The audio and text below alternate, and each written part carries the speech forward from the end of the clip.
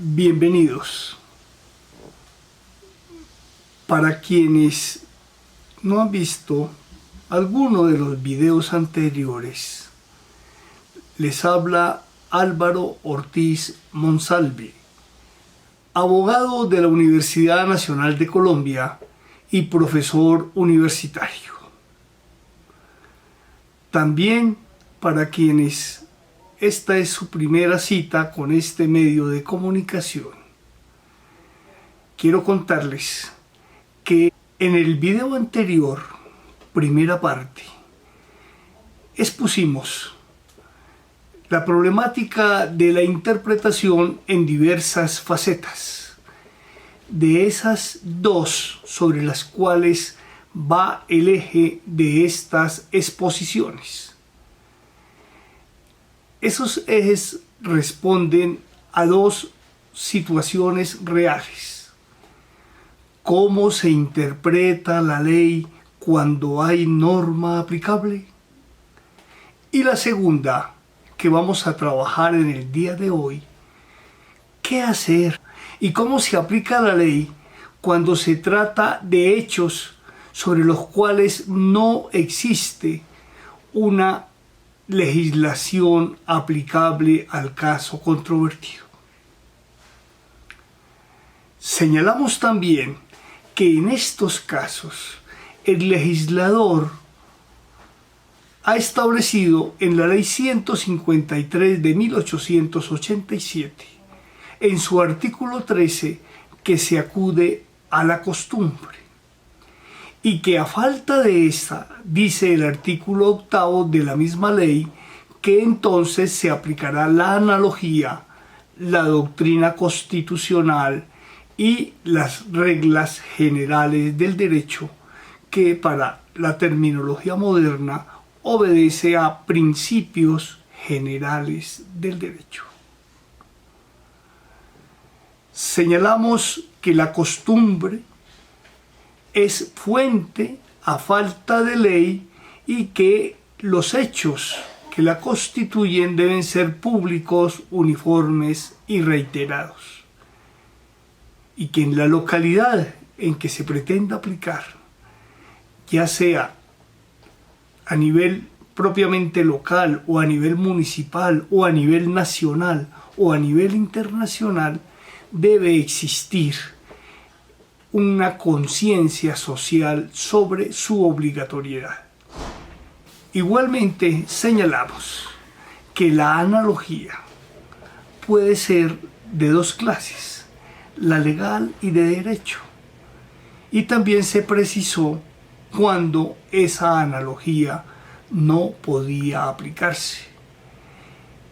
Y específicamente dejamos para el día de hoy el tema de la doctrina constitucional y los principios generales del derecho. Vamos a desarrollar primero lo referente a la doctrina constitucional. La doctrina constitucional es la ley, la misma ley, pero con un plus, la interpretación que de esa ley ha hecho la Corte Constitucional, que como todos sabemos es el órgano a quien se le ha encomendado la guarda de la Constitución. Se trata entonces de la misma ley, pero ya interpretada. Ahora, si no hay ni costumbre, ni analogía, ni doctrina constitucional, debe acudirse a los principios generales del derecho. Y aquí inmediatamente preciso, en una de sus funciones, y en este caso, cuando se acude a cualquiera o a varios de esos principios, no se está frente a un criterio auxiliar, sino a una fuente directa de la legislación colombiana. Cuando hablamos de principios, vamos a tener algunas problemáticas, o si se quiere, dificultades, porque ese término muchas veces se confunde con valores y con reglas de derecho. Y no solamente por quienes no son doctos en la materia, sino que en las mismas decisiones de nuestras cortes y de nuestros jueces vamos muchas veces a verlos como sinónimos. Desde luego que no es fácil definirlos y además pueda que no sea necesario. Lo importante sí es entender qué función cumple el uno y qué función cumple el otro. El valor es un concepto abstracto y obedece a una aspiración de un grupo social, en nuestro caso la sociedad colombiana, para que todos los colombianos e incluso los extranjeros que estén en el país actúen de una determinada manera. Es un querer social sobre cómo debe ser nuestro comportamiento. Es en consecuencia extrasistémico, es extrajurídico en su concepción y para algunos es de contenido eminentemente moral, diremos nosotros, es de un contenido social, ético, de comportamiento. Ya el principio, que también tiene el carácter de generalidad, obedece a un espectro más simplificado y generalmente ha sido elaborado por los estudiosos de una rama del derecho. Las normas o reglas jurídicas ya obedecen a una técnica específica y requieren de la expedición por el órgano que constitucionalmente tiene la competencia para hacerlo. Esto para efectos de su validez. Vamos a tratar a manera de ejemplo de visualizar cómo se pueden formar los unos y los otros. Pero no vamos a inventar nada. Simplemente vamos a pensar como pensamos muchas veces todos nosotros, como piensa el común, y al común pertenecemos todos nosotros, indistintamente de cuál sea nuestra profesión, nuestro oficio, nuestro trabajo. ¿Qué escuchamos refiriéndonos a la palabra? Decimos que la palabra es oro, que la palabra se respeta. A quien declara algo hay que creerle. Ahí en realidad estamos nosotros hablando de un valor.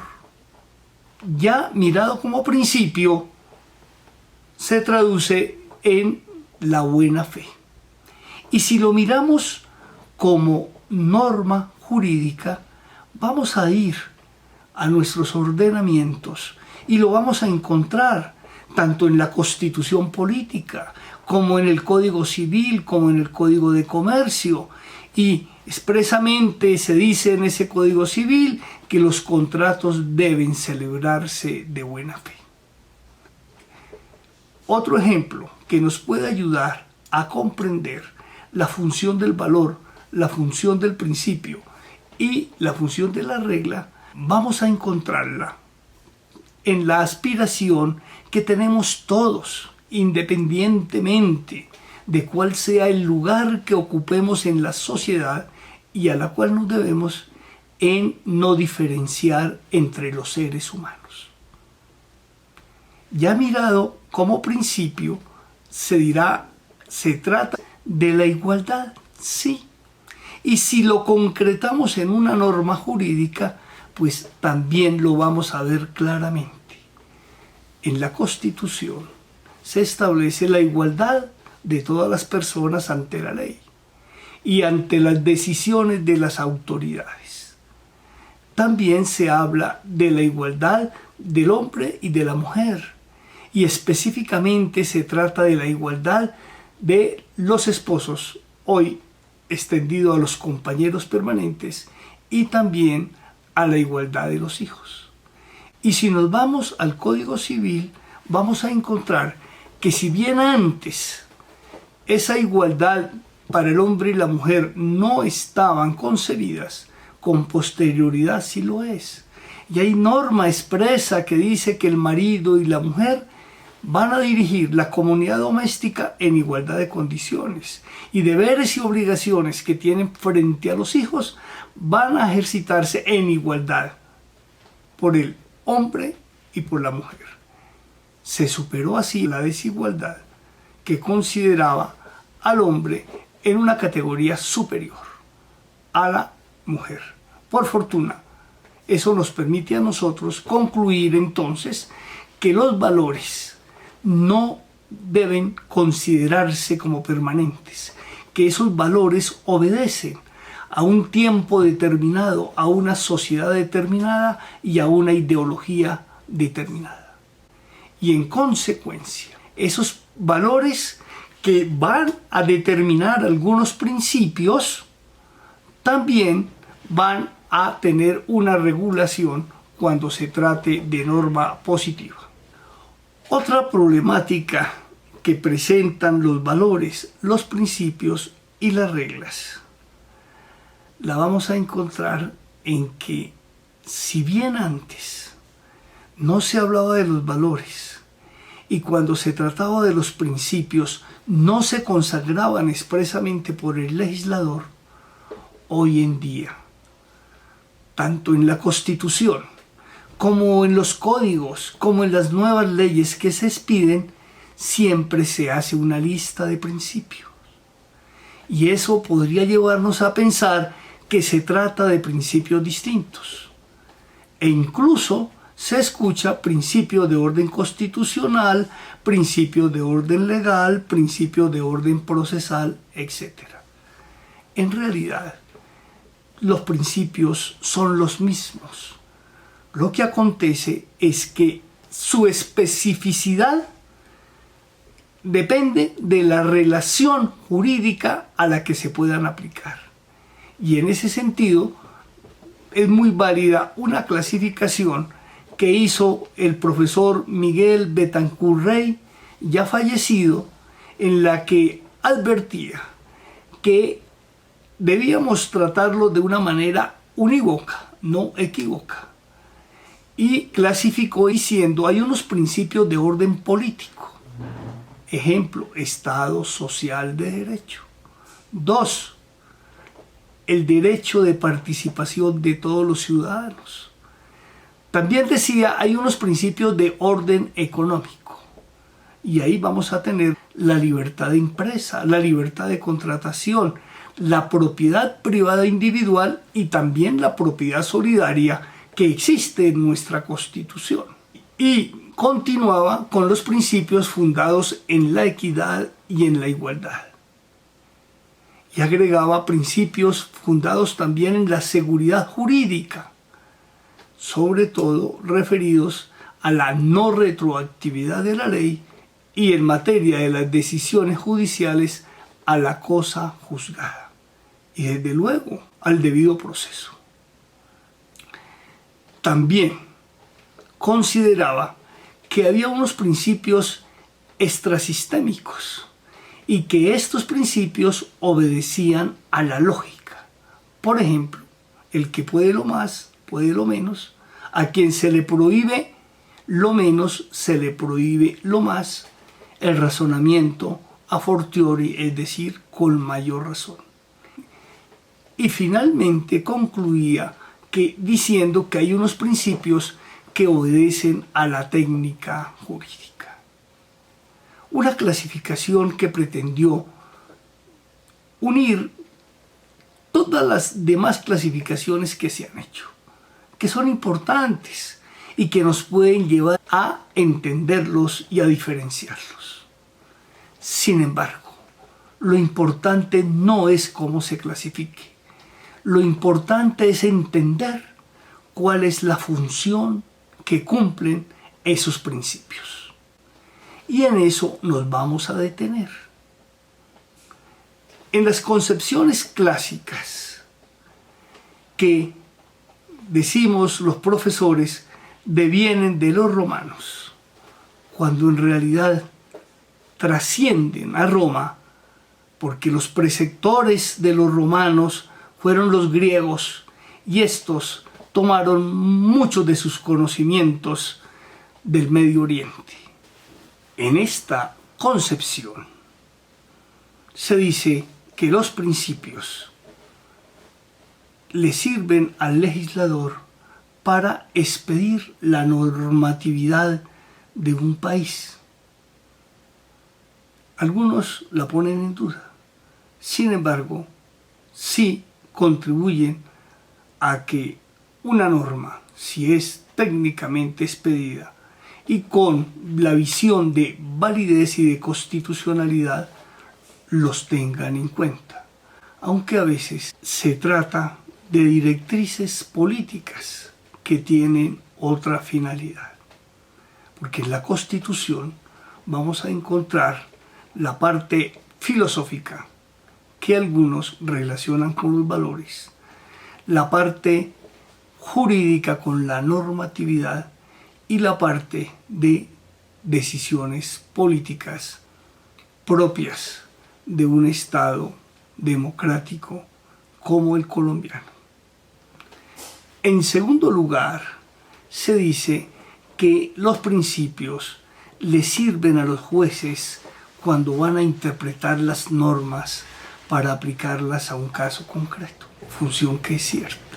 Y en tercer lugar, los principios deben servirnos a todos también para poder desarrollar nuestras relaciones jurídicas conforme los valores que la sociedad requiere en un momento determinado. Pero hay otra función que no está señalada expresamente y obedece al derecho moderno. Se estructura cuando el principio se consagra como norma jurídica. Y es norma jurídica, no importa si está en el derecho público o en el derecho privado, es norma jurídica de carácter imperativo. Y como norma jurídica de carácter imperativo, obliga a los jueces. Ejemplo, en la legislación colombiana se dice que las partes en un contrato deben proceder de buena fe, periodo precontractual y postcontractual. En materia de la jurisdicción ordinaria y de la jurisdicción contenciosa administrativa, es difícil ver esa aplicación. Ahora, en materia constitucional, nuestros jueces han desarrollado un sinnúmero de fallos protectores de derechos fundamentales con base en los principios.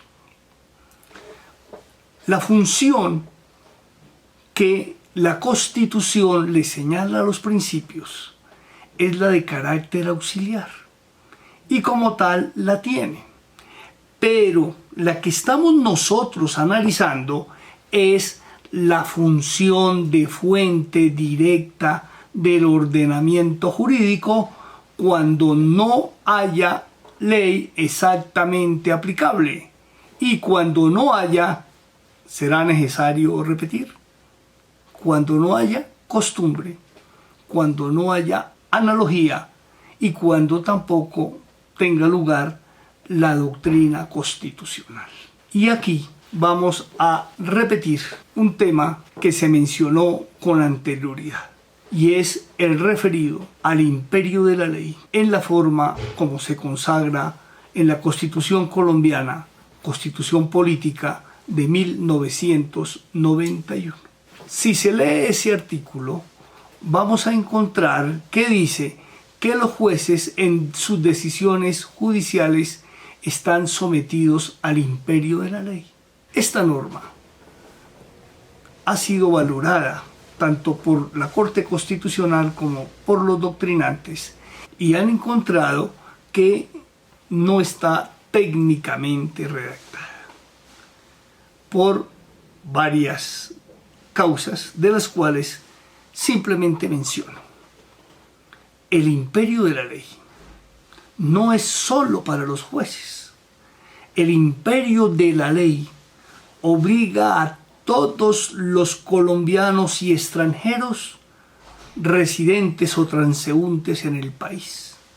Y eso lo señala el inciso segundo del artículo 4. ¿Qué quiso el legislador?